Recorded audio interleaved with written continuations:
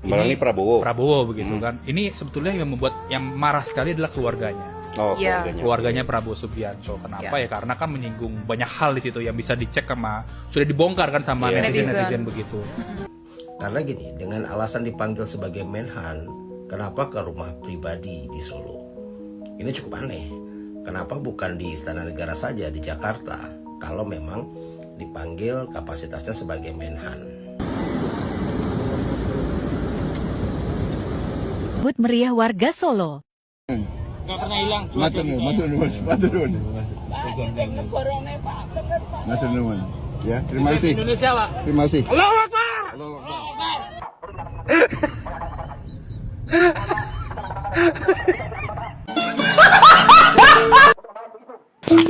Dia mengundang Cina-Cina komunis datang ke negeri ini, ya Allah. Oleh karena itu, ya Allah, hancurkan barisannya.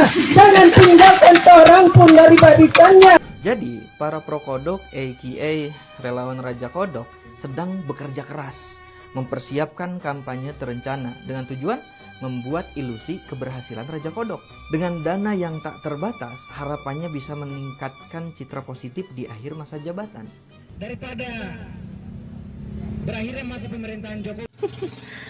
Mahasiswa model apa seperti ini? Yakin kalian mahasiswa?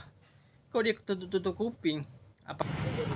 Mundur we, rakyat Mulyono. Mau berangkat jualan, mau tutup demo. Oke gas, abad gua turun. Pak Jokowi sebentar lagi juga akan purna tugas ya. Ada nggak nih tanggapan atau respon Muhammadiyah terhadap Pak Jokowi selama 10 tahun? Ya, yang pertama kita menyampaikan terima kasih dan apresiasi atas dedikasi dan pengabdian Pak Jokowi sebagai presiden selama 10 tahun ya, dan beliau. Ya baik, hai, assalamualaikum warahmatullahi wabarakatuh guys. Dan di sini kita akan mereaction beberapa video ya kan guys. Nah di sini yang utama ya, bikin hoaxnya kurang canggih ya.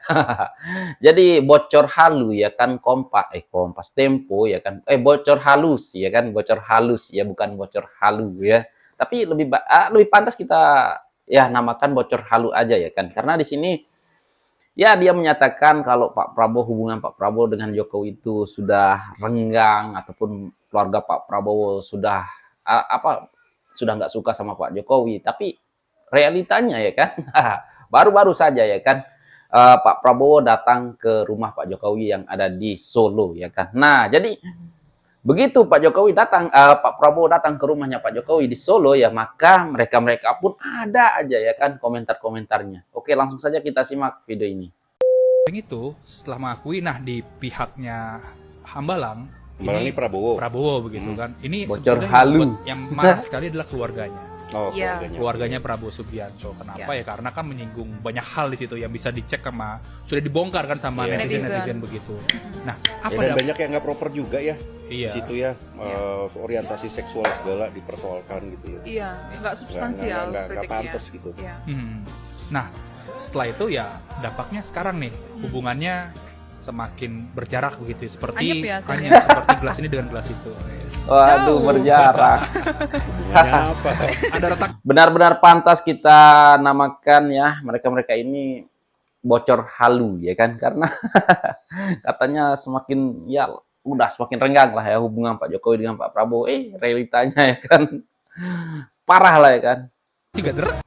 Halo guys, Nah, ini nih. ada pertemuan yang agak aneh sih ya. Tiba-tiba Pak Nih halu juga ini guys. Jokowi memanggil Pak Prabowo ke rumah pribadinya di Solo. Nah kalau kita lihat runtunannya ya, Gibran kan pulang ke Solo hari Jumat siang, lalu Jokowi malamnya. Nah minggu siang Gibran menjemput Pak Prabowo di bandara.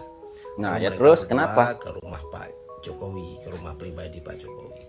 Lalu diadakanlah pertemuan tertutup di dalam rumah Pak Jokowi ya, antara Pak Jokowi dan Prabowo Subianto.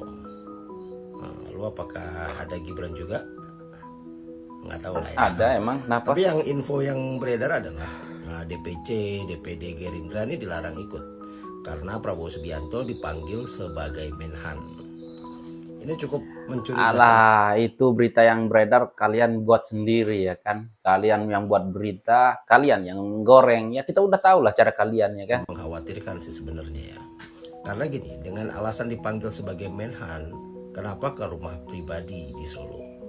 Ini cukup aneh. Nah, ini Kenapa goreng lah bukan terus di ya, Istana goreng, Negara saja goreng. di Jakarta, kalau memang dipanggil kapasitasnya sebagai Menhan. Jadi dapat beritanya daripada mana kalau Pak Prabowo dipanggil sebagai Menhan ya. Dan kalau iya pun juga kenapa kalau dipanggil ke rumah Pak Jokowi? Orang mau silaturahmi. Jadi ya seolah ini memang alasan ini dibuat agar nggak ada orang partai yang ikut gitu ya. Tapi kalau urusan Menhan harusnya Daniel Azhar bisa ikut sih. Alah, goreng terus goreng. Ya, tapi nggak tahu juga ya. Ya sebenarnya kalau misalnya Pak Prabowo waktu mencalonkan diri, waktu nyapres ini meletakkan jabatan mundur gitu, ini nggak akan terjadi kejadian kayak gini. Nggak ada alasan untuk sebagai Menhan. Atau setidaknya setelah beliau terpilih lah menang pemilu lalu mundur dari jabatan, maka nggak akan lah ada kejadian-kejadian seperti ini, dan tentunya Pak Prabowo punya bargaining position yang lebih baik. Ya, semoga saja. Ya, semoga saja. Ya, acara apa-apalah ya kan, terserah ya. Nah, nih momen Pak Prabowo disambut oleh Mas Gibran ya kan. Oh, ini pesawatnya juga yang Republik Indonesia yang dikomentari. Ya, kelompok-kelompok membenci Pak Prabowo ya. Ternyata ini adalah pesawat pribadi ya, pesawat pribadi, bukan punya negara ya, pesawat pribadi Pak Prabowo guys. Ya nih lihat, ada Mas Gibran di situ. Siapa yang bilang fufu papa ataupun yang goreng fufu papa sudah hubungan Pak Prabowo dengan Mas Gibran renggang? Nih lihat nih, satu mobil ya, tuh disuruh masuk Mas Gibran, disuruh masuk. Waduh, mana Roy Panci? Woi, Roy Panci, lihat ini. Roy Panci, tuh, fufu papa dengan Pak Prabowo. Semakin panas lah di mereka ya kan guys. Semakin kejang-kejang lah mereka. Kedatangan Pak Prabowo disambut meriah warga Solo. Tuh. Nggak pernah hilang. Matur. Mantap. Tuh, warga Solo menyambut Pak Prabowo juga ya. Terima kasih. Indonesia, Pak. Terima kasih. Allahu Akbar. Terima kasih. Mantap Pak Prabowo. Keren. Ini membuat mereka semakin kejang-kejang ya kan.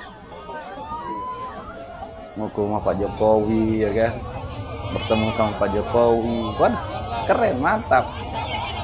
Makan bersama ya kan. Jadi membuat mereka ini semakin gimana ya, kepanasan gitu. Nah ini kelihatan banyak ya kan. Sebentar. Ini, sebentar, ini kan tanggal 14 ya kan guys. Oh, apakah mungkin demo besar-besaran hari ini ya guys? Tapi di sini kelihatan banyak dari depan. Buset, coba kita lihat ya kan. Dari samping bagaimana banyaknya ya. Ini tanggal 14 kah yang dikeluarkan demo besar-besaran? Oke. Kita lihat dulu, sabar, santai. Santai, minggir lu miskin. Miskin lu. Adili Jokowi. 2, 4, 6, 8, 10, 11, 12 orang. Oh, 16 orang. Ini kelompok 16% ini. Aduh, ini yang dikeluarkan tanggal 14. Demo besar-besaran Adili Jokowi. Ini dia, guys.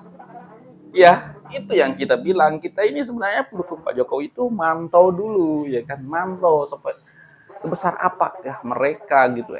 Ternyata bikin ketawa aku guys ya. Kalau aku lihat ini ya guys. Kalian pasti ketawa juga ya kan kalau lihat ini. Wow, demonya besar kali ya guys. Waduh, serem nih guys. Ini aduh, bikin kita merinding ya. Lihat acara demonya. Tuh di stop polisi juga. Ya, kenapa? Mahasewa.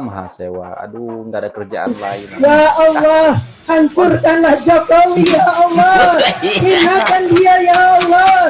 Dia telah menyengsarakan bangsa kami. Ini caleg gagal ya kan.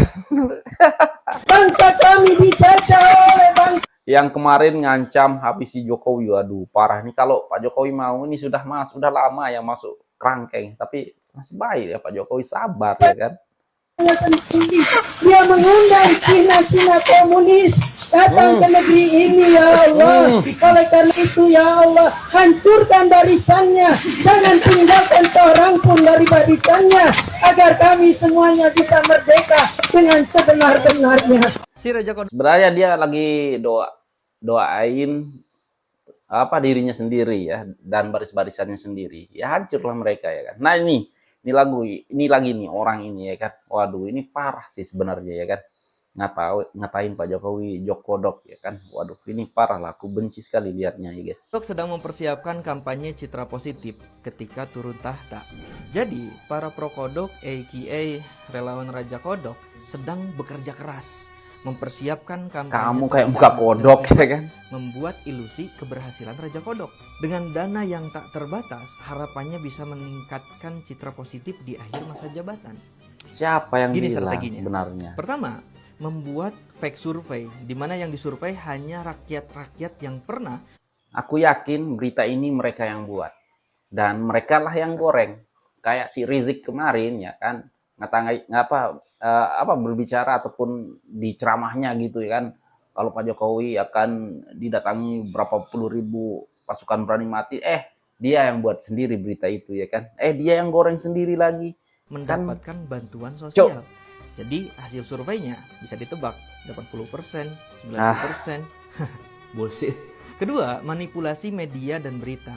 Bentar lagi, jangan heran kalau tiba-tiba ada hashtag terima kasih Raja Kodok pemimpin terbaik. Siapa yang melakukannya? The one and only, buzzer gorong-gorong. Ketiga, lagi kebut peresmian pembangunan. Lumayan lah, ninggalin jejak. Ya meskipun candi yang paling prestisiusnya belum bisa diresmikan. Soalnya nggak beres-beres. Kalau ini berhasil, ya setidaknya Raja Kodok bisa hidup tenang ketika pulang kampung ke Oslo. Abang Kodok, ya Abang Kodok lah kita bilang ya, panggil Abang Kodok aja ya kan. Ya Abang Kodok ini sebenarnya lagi berhalusinasi, mengeluarkan kekesalannya gitu ya kan, karena pilihannya kemarin di Pilpres kalah gitu, ataupun mereka ini sebenarnya ya buzzer-buzzer yang dibayar gitu ya kan. Kita tahu lah ya kan, ya Abang Kodok udah sabar, santai, Pak Jokowi akan turun, kalian jangan berbicara yang enggak. Nah ini lagi nih mahasiswa mahasiswa apa ini ya guys, coba itu kuping ditutup kenapa bang? Oke, berani sekali mahasiswa ini ya menolak pelantikan Prabowo Gibran. Waduh cuk, Berakhirnya masa pemerintahan Jokowi. Mahasiswa model apa seperti ini? Yakin kalian mahasiswa? Kok dia tutup kuping? Apakah pendengarannya kurang jelas gitu loh? Ini mahasiswa dari mana sih? Kok banyak banget mahasiswa yang tidak jelas? Apakah mereka ini dibayar untuk demo-demo seperti itu? Pasti dong. Habis pikir dari tadi ada mahasiswa ditutup kepalanya, tangkap, dan Adili Jokowi ini sekarang mahasiswa orasi telinganya ditutup. Aduh, memang dasar mahasiswa seperti ini agak lain memang. Kayak agak lain. Tikus kucrut gitu loh. Tapi pikir ya dengan mahasiswa-mahasiswa seperti ini demo mereka nih kayaknya dibayar oleh orang-orang tertentu. Ya, kita tahu lah ya. Ini pasti tidak mungkin lah demo seperti ini. Pasti. Mewakili mahasiswa. Kedua juga mahasiswa yang mana yang mereka wakilin? Setahu saya itu bukan mahasiswa itu. Dibayar.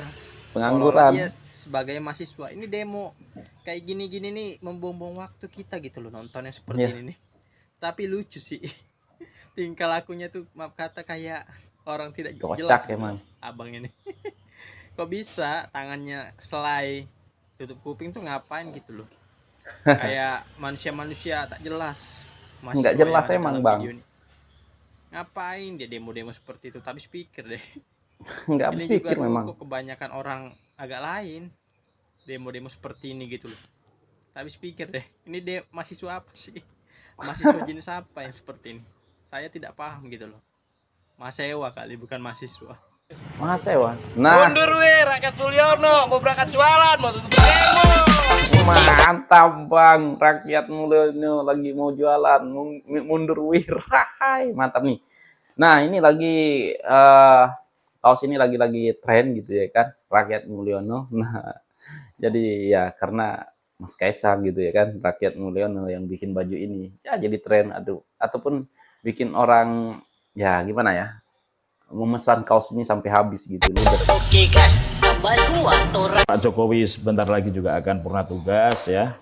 Oh, Ada ini nggak nih tanggapan Muhammadiyah ya? atau respon Muhammadiyah terhadap Pak Jokowi selama 10 tahun? Ya, yang pertama kita menyampaikan terima kasih dan apresiasi atas dedikasi dan pengabdian Pak Jokowi sebagai presiden selama 10 tahun ya, dan beliau telah membawa ya banyak kemajuan terutama pada sisi pembangunan infrastruktur ya, dan juga bidang-bidang lain yang saya kira secara ekonomi juga beliau bekerja sangat keras di tengah terpaan ekonomi yang tidak mudah. Ekonomi Indonesia masih bisa bertahan gitu, walaupun tidak tumbuh seperti yang diharapkan, tapi kan tidak sampai kolab ya, apalagi di masa-masa sulit selama COVID itu kan juga ya sangat berat ujiannya gitu. Benar.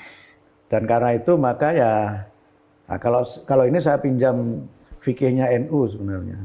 Ya, yang akan datang itu kan kita pakai prinsip al-muhafadzah 'alal qadimis sholih wal akhdhu bil jadidil aslah. Boleh dalil Gus ya? Ya, monggo. Jadi ya. Jadi prinsipnya itu yang baik-baik itu dijaga, diteruskan. Nah, tetapi yang belum, dan kalau ada yang lebih baik itu juga dilakukan. Jadi al-muhafadzah 'alal qadimis sholih, memelihara warisan lama yang memang itu baik, tapi juga wal akhdhu bil jadid aslah. Jadi mengambil yang baru yang lebih baik. Sehingga harus ada proses di mana dalam beberapa hal itu ya carry over gitu Mas, ada carry over, ada continuity, tapi juga ada berbagai ya langkah-langkah baru, terobosan-terobosan baru, karena mungkin tantangan yang dihadapi tentu tidak sama, dan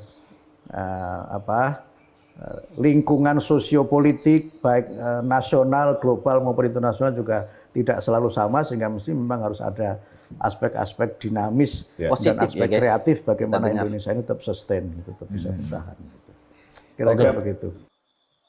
Nah, itulah ya kan, kalau Muhammadiyah itu respon terhadap pemerintah itu selalu positif.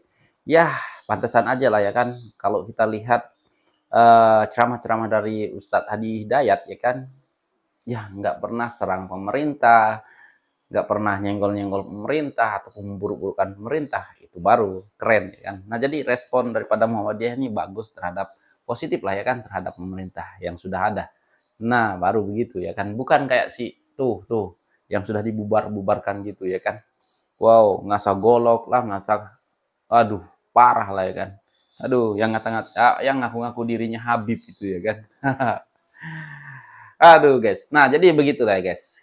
Ya menurut aku guys, semua ya yang beredar ya kadang-kadang yang negatif terhadap Pak Jokowi gitu kan, ataupun keluarga Pak Jokowi ataupun Pak Prabowo, sebenarnya berita itu mereka yang buat sendiri ya kan, terus mereka juga yang menggorengnya, sehingga seolah-olah ini besar ya kan. Itulah bocor halu juga ya kan. Aduh, memang sudah tidak dipercaya lagi ya Tempo ya kan, sudah nggak ada yang respect ya. Ya paling yang respect ya 16% dan anak-anak Abah itu aja ya kan. Kalau kita enggak lah ya kan. Oke lah guys, nih gimana menurut kalian tentang Pak Jokowi di akhir-akhir masa jabatannya? Sekali lagi aku ingin mengucapkan, mungkin teman-teman juga bisa berkomentar terima kasih Jokowi ataupun hashtag terima kasih Pak Jokowi. Nah, buat Pak Jokowi, terima kasih karena sudah memimpin Indonesia ini selama kurang lebih 10 tahun. Dan saya merasakan sendiri sebagai anak daerah daripada Lombok, Nusa Tenggara Barat, saya merasakan kemajuan yang pesat, perubahan yang sangat-sangat signifikan yang ada di kampung saya. Saya dibuatkan, ya kita di Lombok ini dibuatkan sirkuit Mandalika yang sangat wow gitu ya kan. Kalian tahu sendiri ya kan. Dan jalan-jalan kampung di tempat aku juga semakin bagus ya, sampai ke sawah-sawah ya, alhamdulillah itu berkat kepemimpinan Pak Jokowi. Terima kasih buat Pak Jokowi, semoga Pak Jokowi sehat selalu, murah rezeki, panjang umur, dan dijauhkan dari segala berbahaya, amin amin ya robbal alamin. Dan sekian, terima kasih, assalamualaikum warahmatullahi wabarakatuh, bye.